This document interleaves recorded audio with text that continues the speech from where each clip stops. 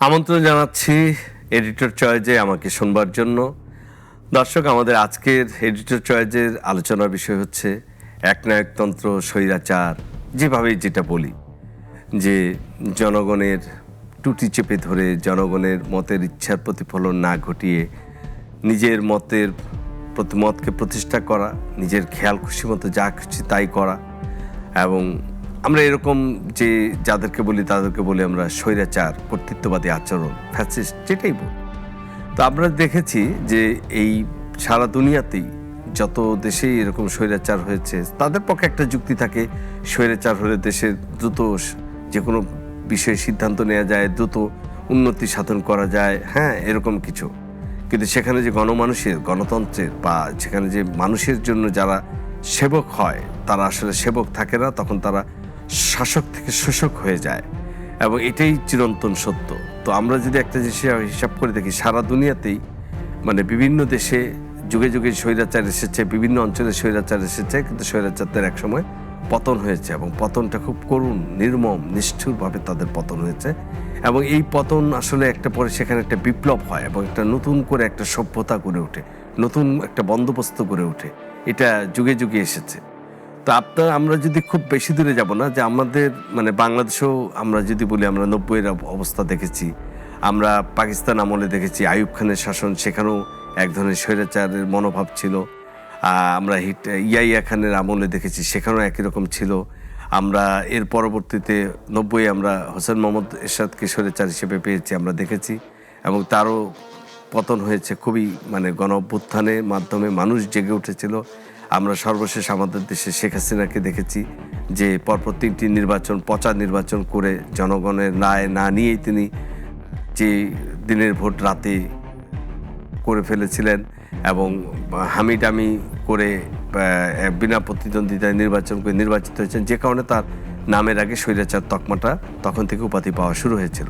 তো আমরা আজকে আলোচনায় যাচ্ছি যে ঠিক আমাদের পার্শ্ববর্তী আরেকটি রাষ্ট্র আছে, যে আমরা যদি দেখি সব জায়গাতেই স্বৈরাচারের বিরুদ্ধে আন্দোলন হয়েছে, পতন হয়েছে, কিন্তু আমরা দেখব যে মিয়ানমারে কখনো এই ধরনের কিছু হয়নি।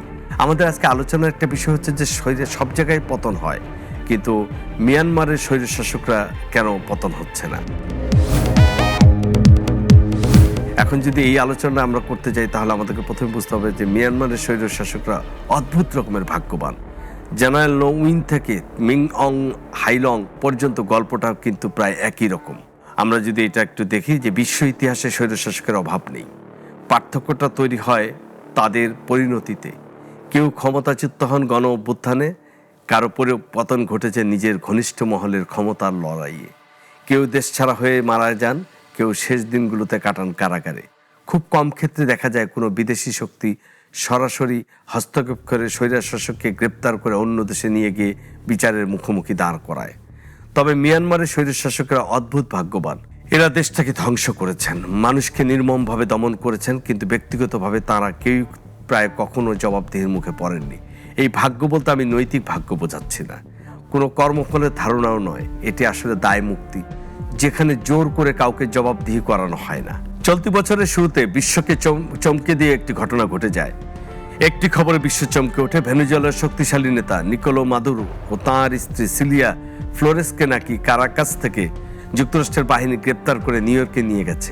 সেখানে তাদের মাদক সংক্রান্ত মামলায় আটক রাখা হয়েছে। এই অভিযানের আইনগত বৈধতা নিয়ে আন্তর্জাতিক মহলে বিতর্ক চলছেই। সার্বভৌমত্ব লঙ্ঘন হয়েছে কিনা তা নিয়েও প্রশ্ন উঠেছে, কিন্তু রাজনৈতিক বার্তাটি কিন্তু খুবই স্পষ্ট। একটি পরাশক্তি চাইলে কোনো স্বৈরশাসকের ক্ষমতায় অবসান এক রাতেই ঘটাতে পারে কি? মাদুরোই প্রথম নন, 4 ক্ষেত্রে এমনটা ঘটেছে। 1989 সালে পানামার শাসক ম্যানুয়েল নোরিয়েগাকে যুক্তরাষ্ট্র সামরিক অভিযানের ক্ষমতাচ্যুত করে। ওয়াশিংটন এই অভিযানকে ন্যায্যতা দিয়েছিল মার্কিন নাগরিকদের সুরক্ষা, গণতন্ত্র রক্ষা, মাদক পাচার দমন এবং পানামার খাল চুক্তি রক্ষার যুক্তিতে। নোরিয়েগাকে পরে যুক্তরাষ্ট্রে নিয়ে গিয়ে বিচার করা হয়। 2003 সালে ইরাকে পূর্ণমাত্রায় সামরিক আগ্রাসনের মাধ্যমে সাদ্দাম হোসেনকে ক্ষমতাচ্যুত করা হয়। যুক্তরাষ্ট্রের দাবি ছিল ইরাকের কাছে গণবিধ্বংসী অস্ত্র রয়েছে। পরে তদন্তে দেখা যায় এই দাবি সত্য ছিল না। লিবিয়ার ঘটনা আবার কিছুটা আলাদা। 2011 সালে জাতিসংঘ নিরাপত্তা পরিষদের অনুমোদনে ন্যাটো যেখানে সামরিক হস্তক্ষেপ করে, লক্ষ্য ছিল বেসামরিক মানুষকে রক্ষা করা। ন্যাটো মূলত আকাশ ও নৌপথে ভূমিকা রাখে। শেষ পর্যন্ত লিবিয়ার ভেতরের শক্তিগুলোই মুয়াম্মার গাদ্দাফিকে ধরে হত্যা করে।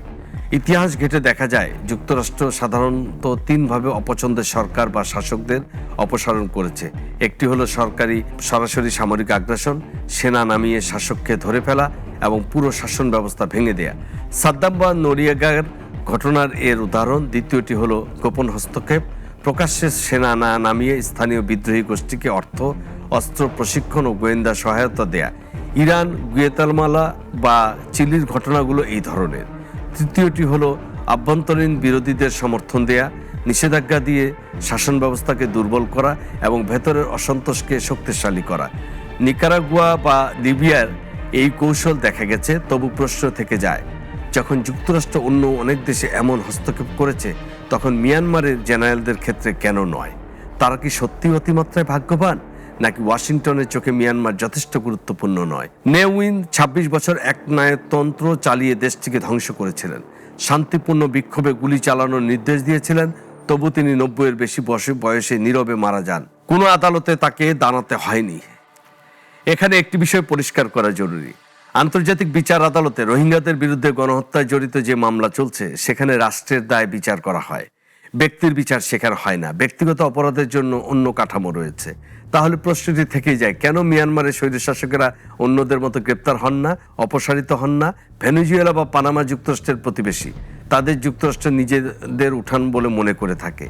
সেখানে সমস্যা হলে তারা সরাসরি হস্তক্ষেপ করে।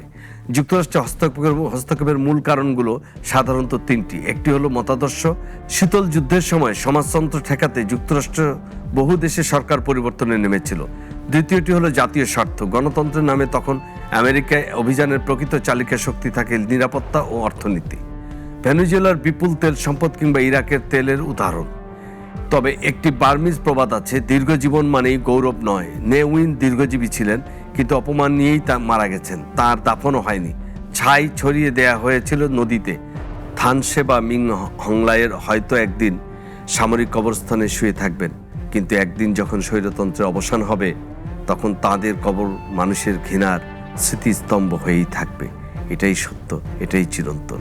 এমনই ঘটনা ঘটেছে যুগ যুগ ধরে।